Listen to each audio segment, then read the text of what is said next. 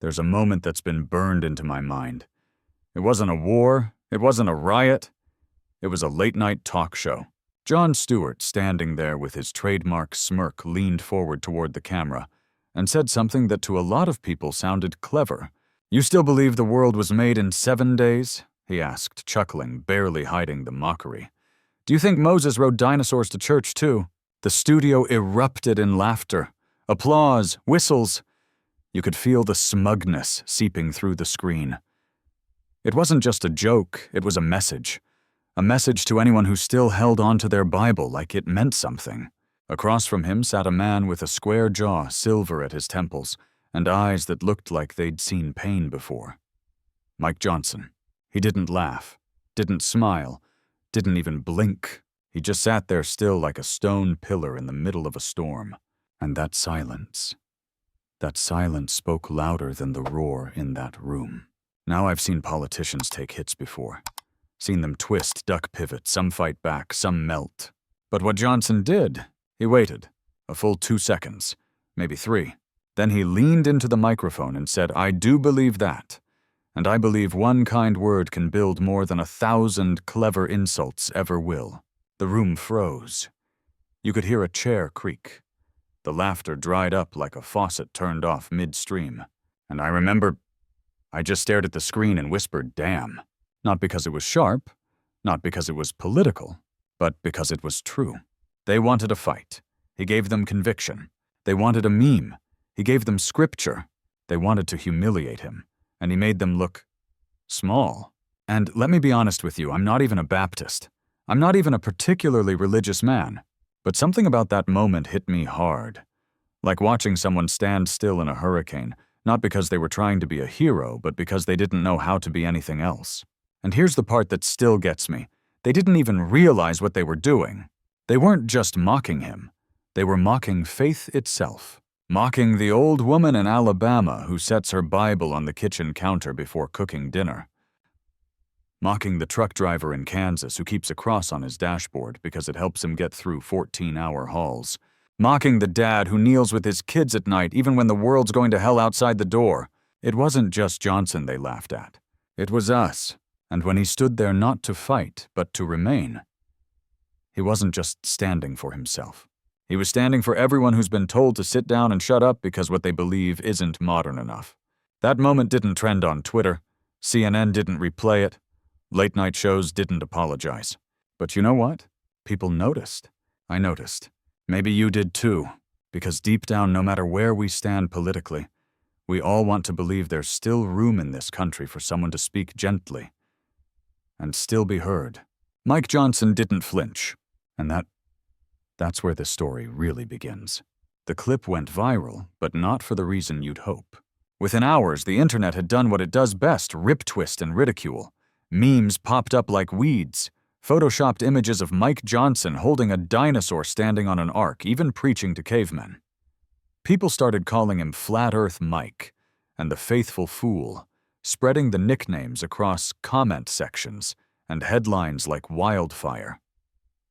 Stewart's fans called it a masterclass in comedic takedown.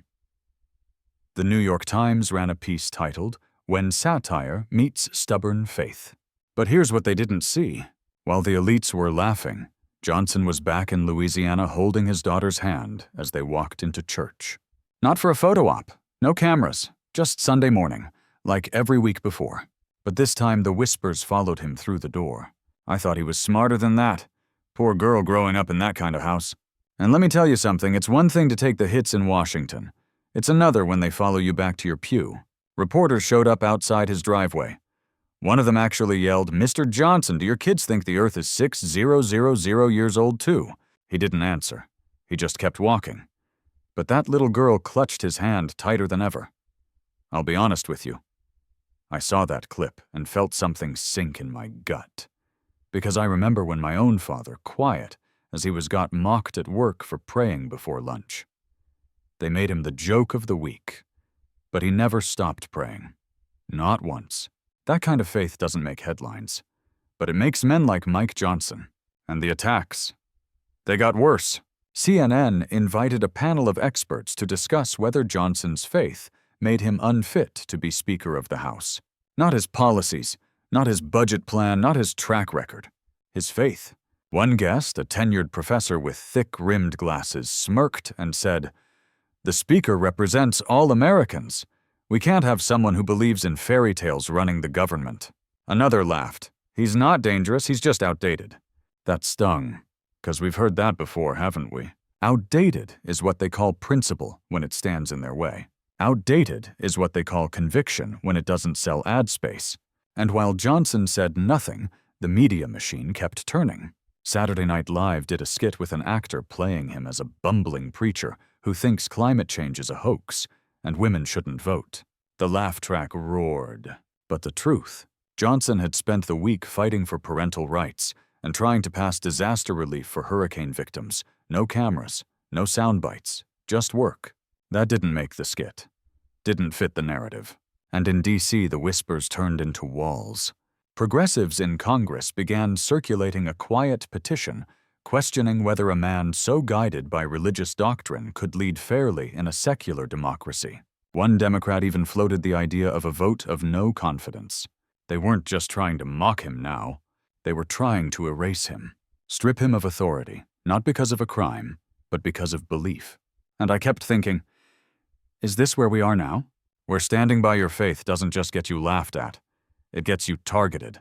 I don't care what your politics are, Republican, Democrat, Independent, but if we've reached a point where believing in something bigger than yourself makes you dangerous, then we're in more trouble than we think. At a town hall back in Louisiana, someone asked Johnson if he regretted going on Stewart's show. He paused, looked out at the small crowd, most of them neighbors, a few of them not so friendly anymore, and said, "No, because I'd rather be mocked for what I believe than praised for what I don't." There was no applause, no standing ovation, just quiet. That heavy, knowing kind of quiet. The kind that settles into a room when truth is spoken even if it's not popular. And later that night, after the cameras left a janitor at the venue, an older black man with worn hands and soft eyes stopped him near the door. He didn't say much, just looked at Johnson and nodded once. "I heard you, sir," he said, loud and clear. "Sometimes that's all the reward you get for standing tall in a world that wants you on your knees. Just one nod, from one man. But sometimes, that's enough to keep going."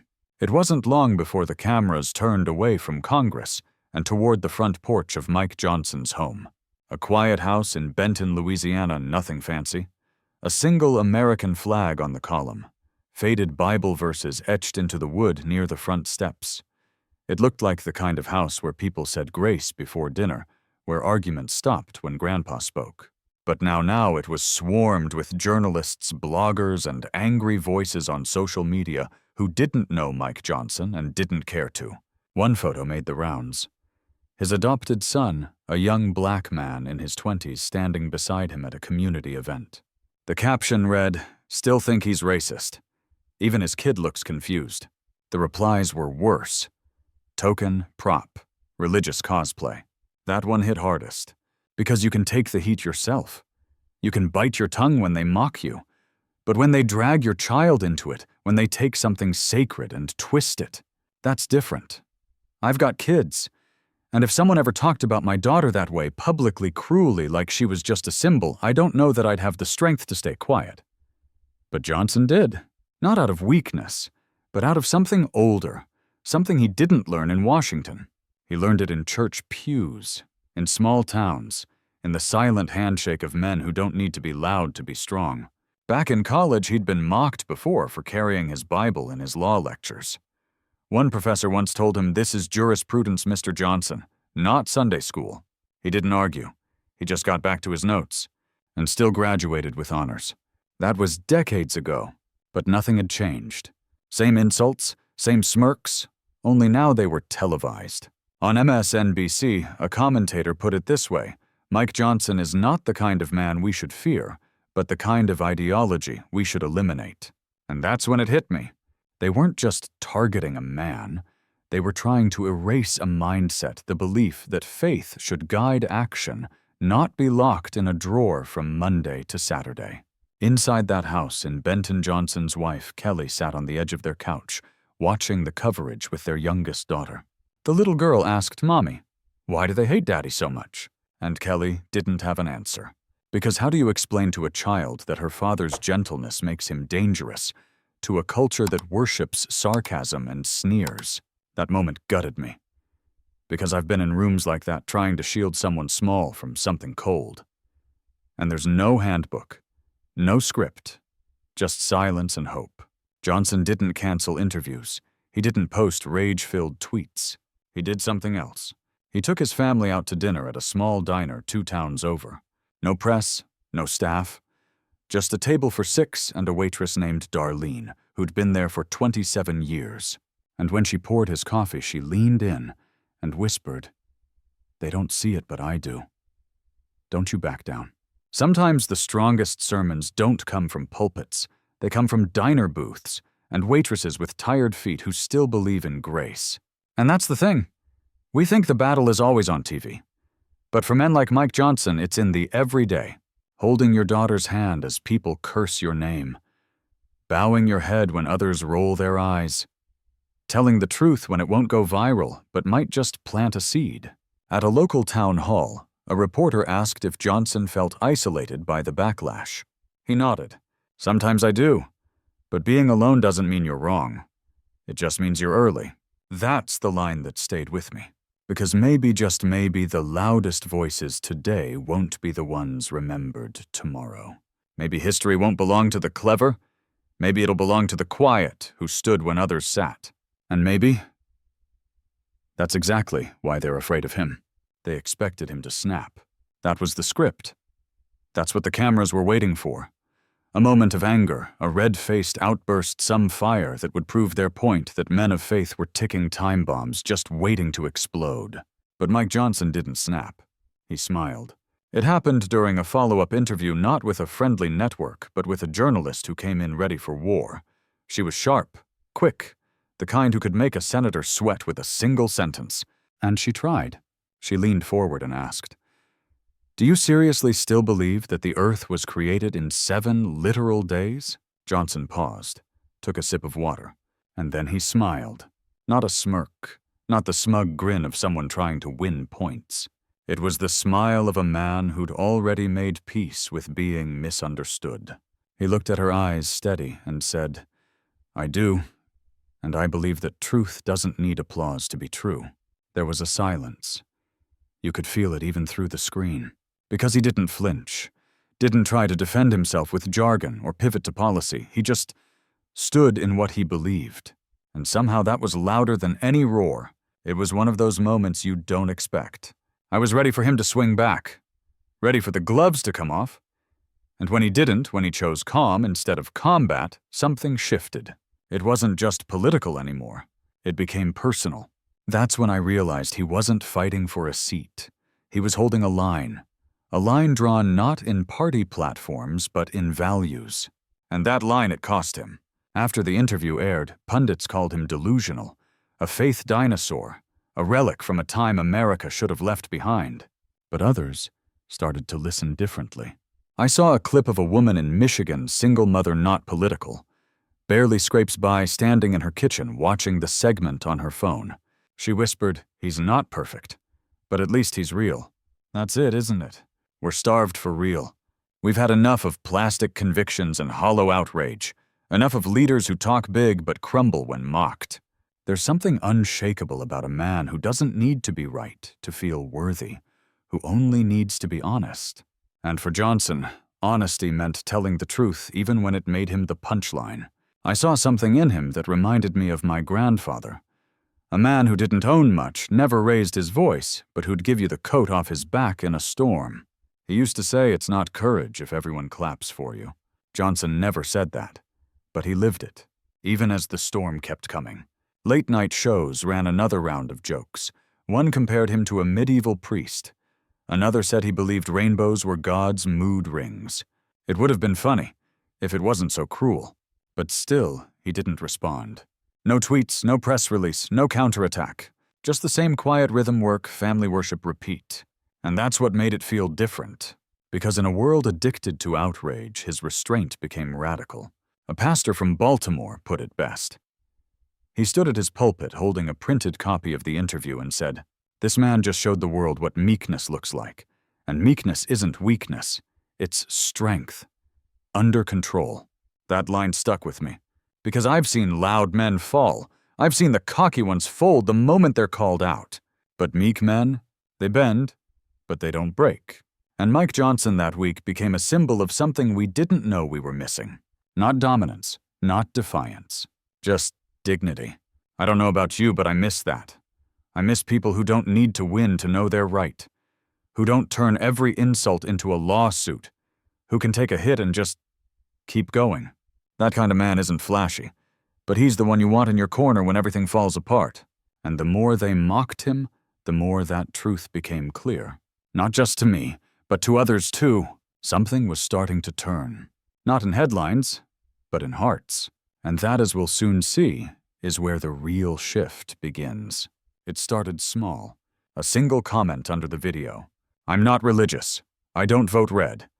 But that man, he didn't deserve to be mocked like that." No likes, no retweets. Just a quiet ripple in a sea of noise. But it wasn't alone. A teacher in Ohio reposted the clip and wrote, "I tell my students to speak respectfully, even when we disagree." Tonight I realized I haven't been doing the same. Then came the pastor from North Carolina. Not Baptist, not even conservative. But in his Sunday sermon he said, "We can't ask for tolerance and then laugh when others show faith. That's not justice. That's bullying in disguise." And suddenly it wasn't about Mike Johnson anymore. It was about something deeper. People weren't defending him because they agreed with him. They were defending him because they recognized something they'd lost, or maybe something they'd buried. The right to believe. The right to hold on to something sacred without being called backward, stupid, or dangerous. The right to sit at the table without having to apologize for how you pray. And that ripple, it kept growing. A black pastor in Detroit told a CNN interviewer, "Look, I don't align with Speaker Johnson on a lot."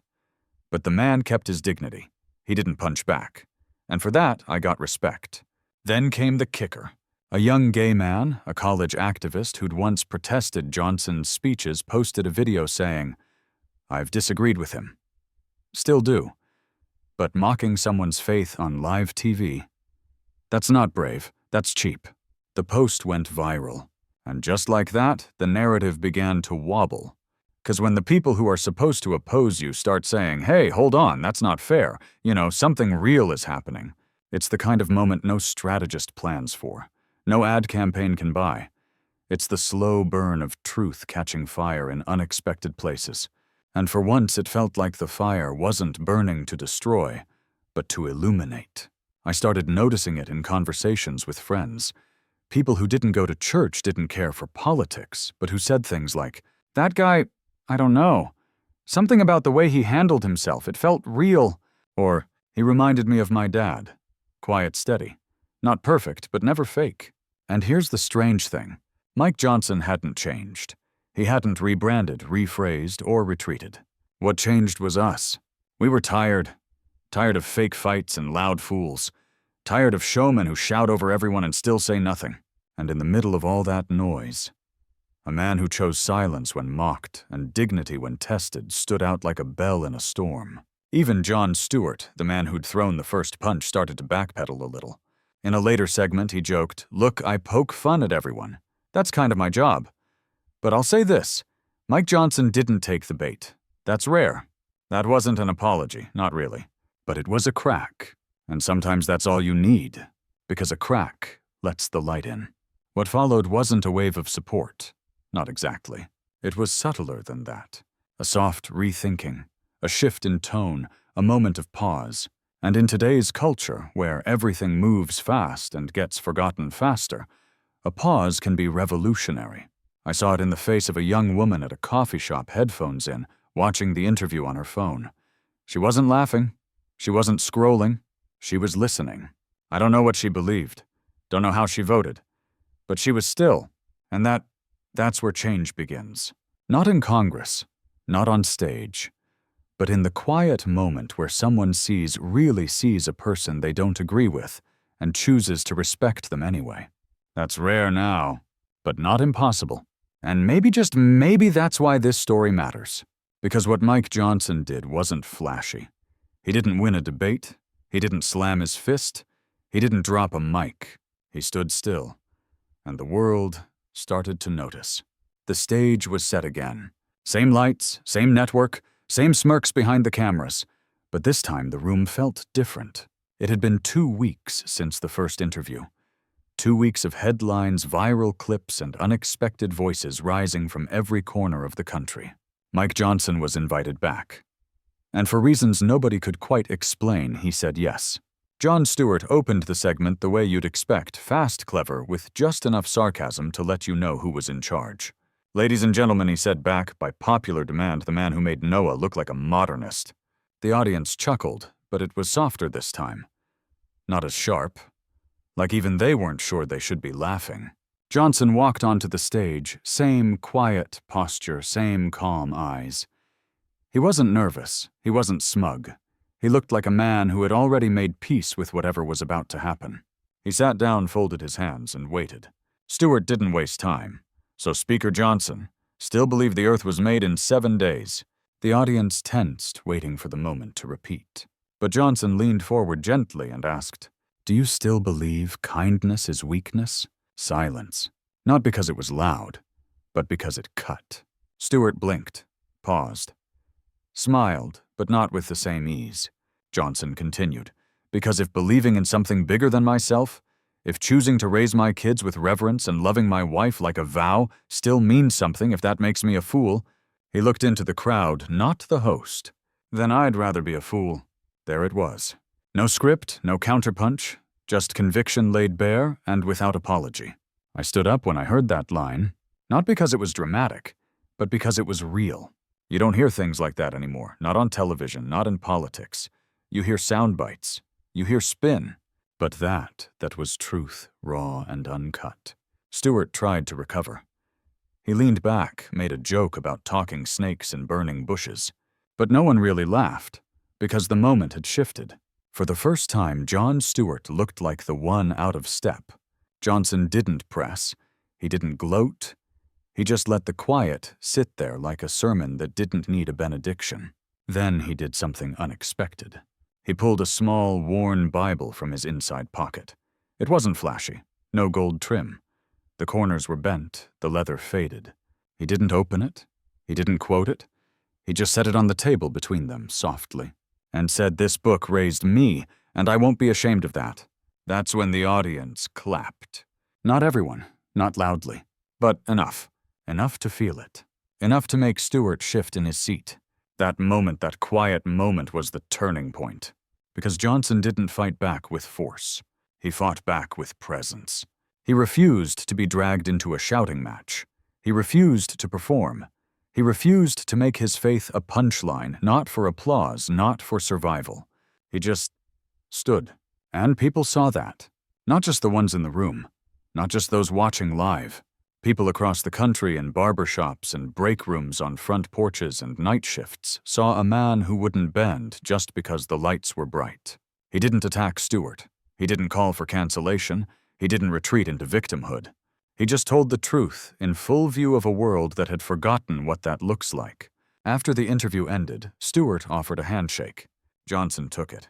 But then he added something just loud enough for the mics to catch. "I don't need you to agree with me, I just need you to stop pretending I'm the problem." And with that, he left. No spin room, no press junket. Just out the door, into the street, under the same sky his ancestors prayed under. He didn't change the world in that moment, but he reminded it. Reminded it that conviction doesn't have to shout. It just has to stand. They called it the slowest standing ovation in television history. It didn't start in the front row, or the back. It started somewhere in the middle. A single woman, maybe mid-50s cardigan folded over her lap hands, pressed tight together, like she wasn't sure if it was allowed. She stood up. Quiet. Deliberate. Eyes forward. Then a man 2 seats over followed. Then another. And another. Until nearly half the studio was on its feet. No one was cheering. There was no hooting. No political chant. Just applause. That steady, reverent kind, the kind you hear in churches after a eulogy that cuts a little too close. And Jon Stewart. He sat there blinking, watching. To his credit, he didn't stop them. But for the first time in a long time, he didn't lead them either. Outside the studio, it was chaos, but not the kind they expected. The headline on a popular left-leaning blog that same night read, "Wait. Did Mike Johnson just win?" Even the satirical outlets were careful now. The memes slowed. The hashtags grew quieter. Instead of mockery, there were questions. Comments like, "I don't agree with him, but I respect how he handled that. This man is dangerous because he's consistent. Why does this remind me of my father?" And in the flood of noise, something else emerged, stories. Personal ones. A Vietnam vet posted, "I've been mocked for praying with my grandkids. I stopped doing it around strangers. Not anymore." A nurse in Phoenix wrote, "My coworkers used to roll their eyes when I said grace at lunch. I kept doing it. After today, I'll do it louder." And my favorite, a high school junior in rural Ohio. Just one line. Speaker Johnson made faith feel strong again. That's what no pundit saw coming. It wasn't about politics anymore. It was about permission to believe without shame. Permission to bow your head in public without wondering who's watching. Permission to be sincere in a world built on sarcasm. A week later, a poll showed something wild. Mike Johnson's favorability had jumped not with his base, but with independents and moderate Democrats over 50. Nobody understood it. Cable panels tried to dissect it. Is this the new evangelical strategy? Is he just branding better? They missed it. Because what people were responding to wasn't branding. It was backbone. There was no marketing playbook for what he did on that stage. He wasn't charming. He wasn't funny. He wasn't even trying to be persuasive. He was just grounded. And that's rare enough now to feel revolutionary. People remember dignity.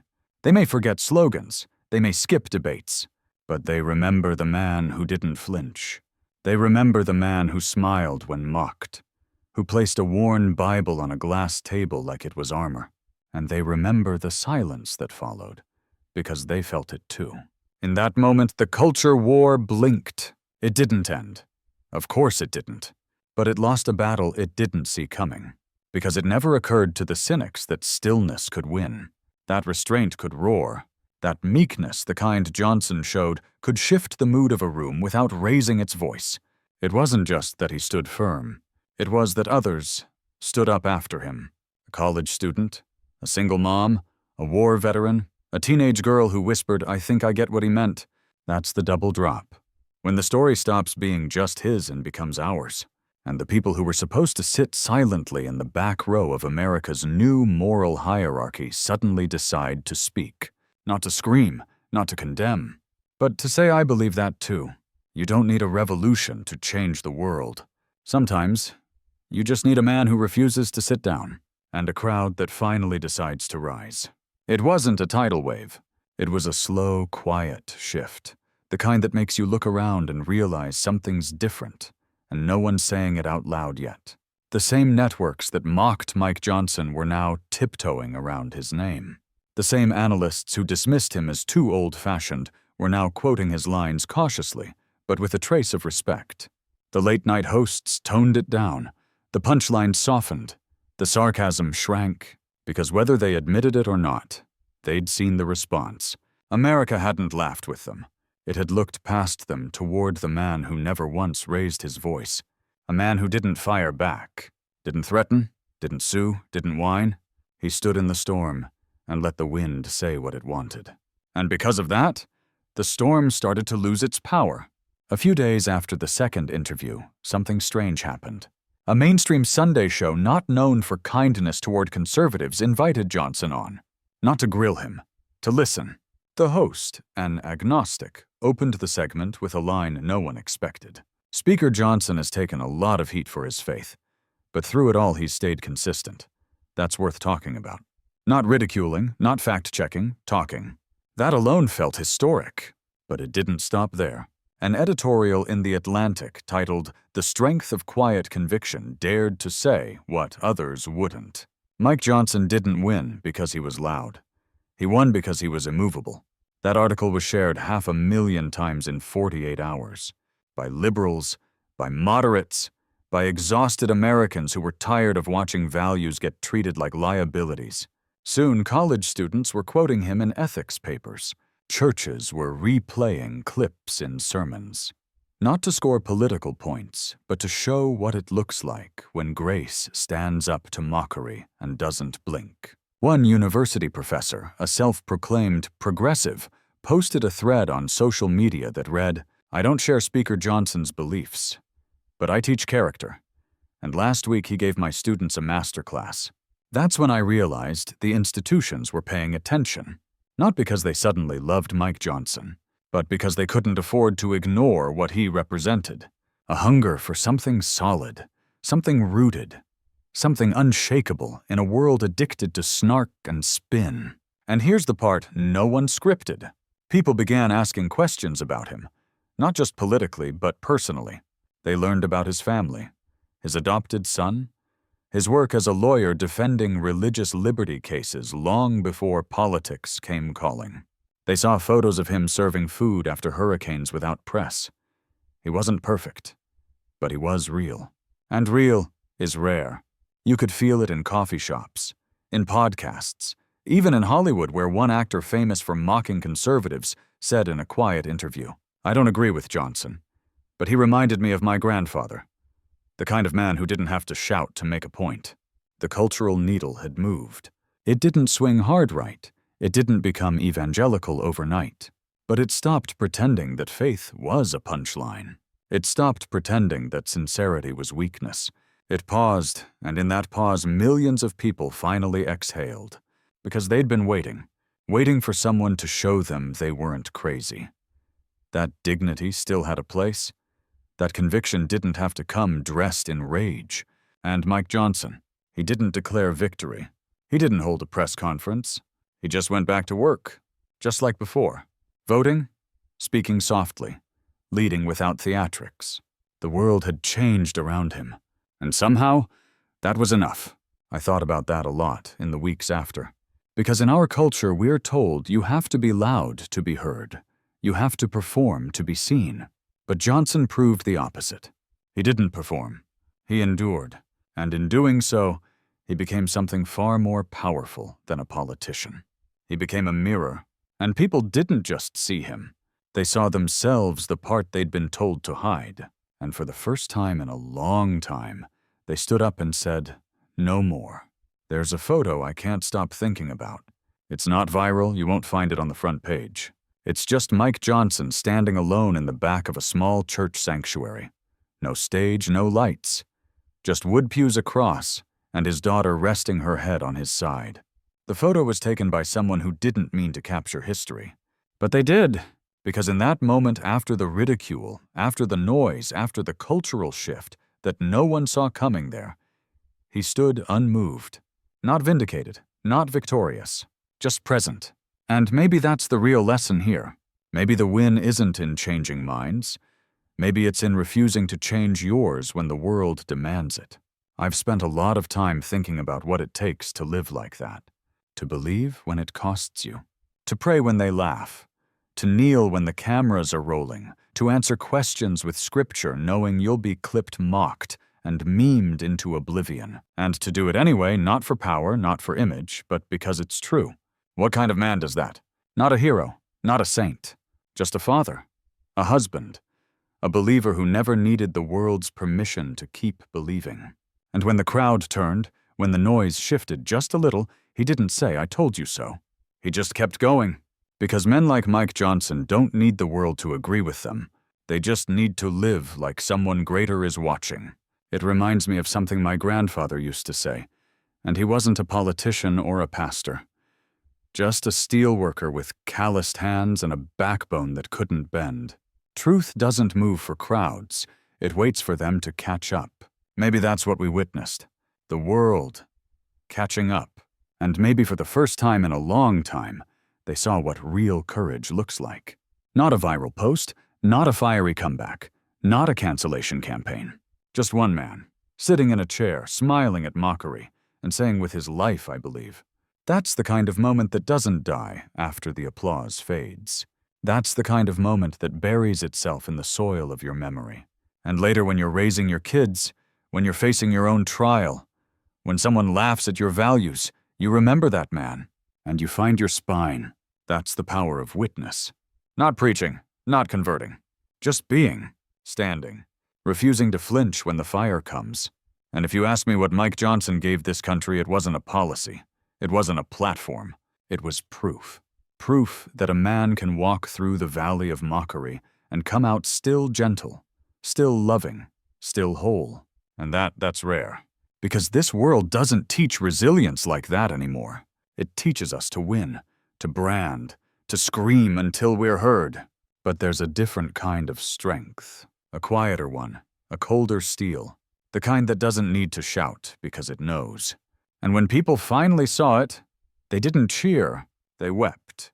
I read a message from a woman in South Dakota, widowed, 2 kids, works nights cleaning offices. She wrote, "Thank you for telling his story. I used to be ashamed to say I still believe, but after watching him, I'm not hiding anymore. That's it. That's the win. Not the polls, not the press, but the permission for one more person to stand a little taller in what they believe, because they saw someone else do it first. That's what moral courage looks like. And it changes more than laws. It changes people.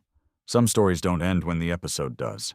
They echo, not because they were flashy, not because they won an argument, but because they revealed something. And what Mike Johnson's story revealed wasn't just about him. It was about us, about what we're willing to laugh at, about what we've come to expect from our leaders, about how easily we've confused cleverness for wisdom and mockery for truth. That's the part that stayed with me, because when I watched that second interview, something shifted in me too, not because I agreed with every word he said, but because I couldn't remember the last time I saw a man hold the line without anger, without fear, without flinching. It reminded me of something we used to admire, the quiet kind of strength, the kind that doesn't have to dominate, doesn't have to humiliate, the kind that endures. When did we stop celebrating that? When did we decide that faith was embarrassing, that tradition was backward, that sincerity was something to mock until it gave up or gave in? Because somewhere along the line, we stopped seeing conviction as noble. We started seeing it as naive. But the truth? Conviction is what built this country. Not slogans, not tweets, not charisma. But men and women who chose principle over popularity, who knelt in dusty churches and whispered prayers that never made headlines, who raised families and folded hands over dinner tables that never made a single post go viral. People like Mike Johnson don't go viral by nature. They go unnoticed. Until they don't. Until a storm comes. And they don't move. And suddenly, the world sees what it's been missing. The deeper lesson here isn't about media, or politics, or Jon Stewart. It's about us asking ourselves, what do we want to reward? Who do we want to represent us? Do we want leaders who follow polls, or ones who follow truth? Do we want people who say what's easy, or people who say what's right even when it costs them everything? That's the real question. That's the question we pass down to our kids. Because make no mistake, they're watching. And when they see mockery rewarded and humility mocked, they learn something. They learn to perform, not to believe. To speak quickly, not wisely. To bend, not stand. Unless they see something different. Unless they see a man like Mike Johnson sit in a chair across from someone who just made fun of everything he holds sacred and respond not with fury, but with peace. Not with payback, but presence. That's leadership. Not because it's strong, but because it's good. And we've forgotten how to recognize that. We cheer for power now, but there's something holier than power. It's conviction tested by fire, and still standing tall. I think that's why this story matters. Because it reminds us not who we are, but who we were meant to be in. The kind of country where a man can speak gently and still be heard. Where faith isn't a liability. Where mockery isn't the price of admission to public life. Where a little girl can sit in the front row and watch her father take the hits and come home with his dignity intact. There are few legacies more powerful than that. Not applause, not ratings, but the look in your daughter's eyes when she sees you didn't sell your soul to win. That's a lesson, not just for politics, for life. Because we all face those moments, don't we? Moments where it'd be easier to stay quiet, to laugh along, to let the joke go and hope they don't look at us next. But someone has to be the first to not laugh, to not join the noise. Someone has to be the first to simply say, "I believe," and keep believing no matter what it costs. Mike Johnson was that man, and for a brief, fragile moment, the country remembered what that kind of courage looks like. Let's not forget again. Remember how this started. A joke, a smirk. A man laughed at on national television because he believed the world was created in 7 days. They expected him to defend himself, to argue, to lash out. But he didn't. He smiled, and he said something that stopped the room. I believe one kind word can build more than 1,000 clever insults ever will. At the time, it barely registered. But now maybe you feel it differently. Because it wasn't just a line. It was a mirror. It showed us something we've forgotten. That strength doesn't always come wrapped in sound bites or outrage. Sometimes it wears a quiet suit, bows its head before meals, and answers hate with humility. That's rare, and it matters, because if we don't notice it now, we'll lose it for good. This isn't about whether you agree with Mike Johnson. It's about whether we still make room in this country, in our conversations, our schools, our screens, for people who believe without shame. For people who kneel, even when the cameras are rolling. For people who don't flinch when mocked. Not because they're proud, but because they're anchored. This isn't just a political story, it's a moral one. And it leaves you with a choice. Not about who to vote for, not about what to tweet, but about what you stand for when no one's clapping. When the cameras are off. When the joke is on you. Would you smile? Would you stay? Would you believe anyway? If this story stirred something in you, even just a little, I ask you to do something simple. Pass it on. Not for clicks, not for politics, but because someone out there, maybe someone close to you, needs to remember that conviction isn't dead, that grace still breathes, that dignity didn't disappear. It just got quiet. So quiet most people forgot to listen. Let's change that. Let's share this story not for noise, but for truth. Because truth doesn't need to shout. It just needs someone brave enough to stand in it. If that's you, thank you. If it's not yet, maybe this is where it starts. Either way, thank you for being here. And if you believe stories like this still matter, don't just watch. Stand.